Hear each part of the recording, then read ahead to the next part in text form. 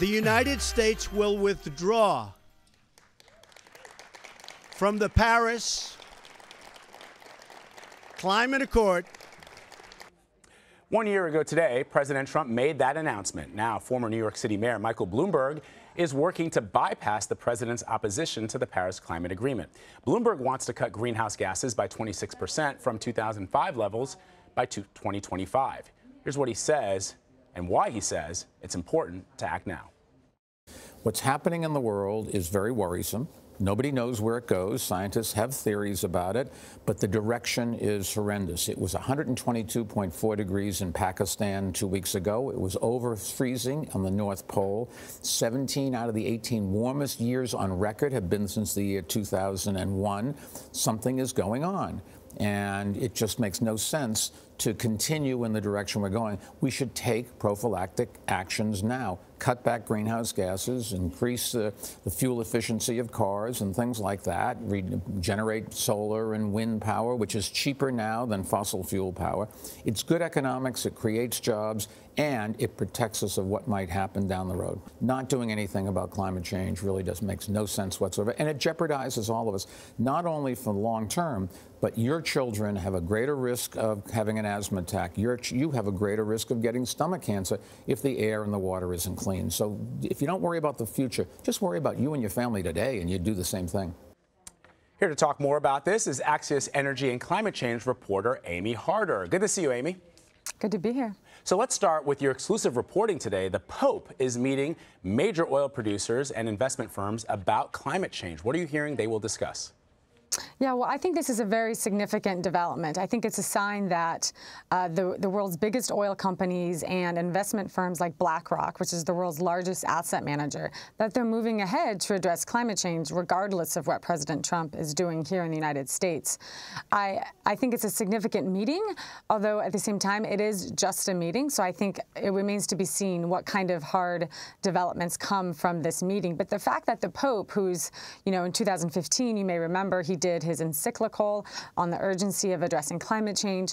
The fact that he's bringing oil executives from BP and other companies to talk about this issue, I think is significant, because whether you like it or not, the oil companies are a big part of the way that the world is going to address climate change. Yeah, and today Michael Bloomberg, appearing on CBS this morning, suggested that it was not going to be the job of the federal government. Ultimately, it was the private sector and state and city and local sectors that would actually grab the bull by the horns here. So are major businesses then, are you seeing that they're filling the void the president left when he pulled the United States from the Paris Climate Agreement? I definitely think that corporate America writ large is filling that void, but I don't think they're necessarily stepping up and taking the amount of leadership that is being left from the vacuum here in Washington. I do think a lot of tech companies, for example, are calling for renewable energy to be part of their deals of where they set up shop. And the oil companies are moving more aggressively than they have in the past to invest in renewable energy and electricity, and that's a sign that they are moving in that direction. I think you're also seeing increased pressure from investors such as BlackRock to disclose the impact that climate change could be having on these companies' bottom lines. But there's still so much controversy. There's lawsuits alleging that big oil companies are to blame for climate change. There's criticism that the oil companies aren't moving fast enough. And ultimately, I don't think there will be enough action without leadership at the federal level. So you'll remember last year, President Trump said he would reconsider entering the accord or re-entering the accord under the right conditions. But at one point he said, he was elected to be president of the United States and not having to do anything with Paris. And he was fighting for the people, for example, of Pittsburgh. Well, the mayor of Pittsburgh came back and said, we're one of the greenest cities on the East Coast. Have you seen anything that indicates that the president would reconsider re-entering the agreement? No, not at all. I mean, I think it was incredibly striking that the day after Trump withdrew from the Iran nuclear deal, Secretary of State Pompeo came out and did a big speech about what would be required in order for them to re-enter the deal. I mentioned that to compare it to the Paris deal. Trump also said that he would be open to re-entering the climate deal under certain circumstances, but there's been no actual effort for the administration to do that. Now, it's important to note that it's been 1 year since Trump announced his intention to withdraw America from the deal. It actually takes a couple of years for this process to play out, and the official decision doesn't come until, quite ironically, the day after the next presidential election. So I think some people are probably holding out hope that Trump will somehow decide to stay in at the last minute.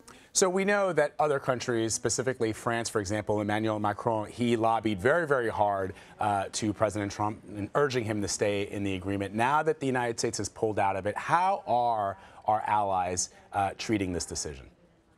Well, I think, climate change, of course, is a very big issue for the world and a top priority for a lot of people. But there's always, oftentimes, a higher priority. When the president of France visited, the Iran deal was front and center. So I think there's this sense that countries are going to move forward with their commitments regardless of the administration. I will note, though, that putting the United States aside, a lot of countries aren't meeting their commitments as they stand now with the Paris deal. So there's a lot of problems even with the deal on the table. And I think there's a lot of rosy-eyed hope for what could come from the Paris deal. But I think now that the rubber is hitting the road, a lot of countries aren't meeting their commitments, and efforts like Mayor Bloomberg, while noble, are just not going to live up to what one would need with federal leadership. All right, Amy Harder with some great reporting in Axios. Thank you so much for spending some time with us. You're welcome. Thank you.